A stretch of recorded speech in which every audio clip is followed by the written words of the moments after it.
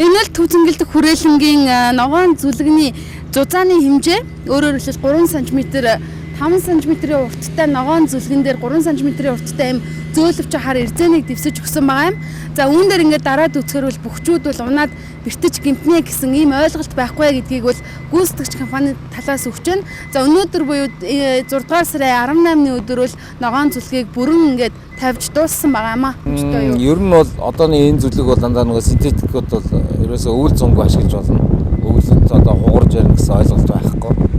Айгуу сайн материалаар хийгдсэн байгаа. Тэгээд ер нь бол бид нар бол энийг бас өвлийн цагаар дээр нь мөсөдөр сутгаж болно гэж хэлж байгаа. Одоо манай захиалагчд бол банк хэрэгжилж болно. Халтрах аюул бол байхгүй. Энэ хүмүүс бас мэдхгүй болохоор болгоомжлоод багш байна. Энд чинь нөгөө юм ширхэгтэй тэгээд зууралттай яг баг зэргийн юу бол байх ах бид нар энэ чинь бас салтралтыг хэмждэг.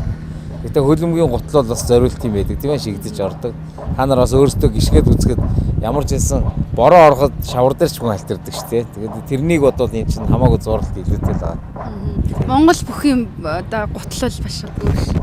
Монгол бүхийн гутлыг зөвөр яг сайн юуг нь яахгүй зөвөр ногтолж барьсан байгаа болохоор бас гайгүй барих байх гэж бодож байгаа шүү дээ. Гэтэ ер нь бол аюулгүй ч гэж үзэж байгаа юм. Ер нь бол аюулгүй.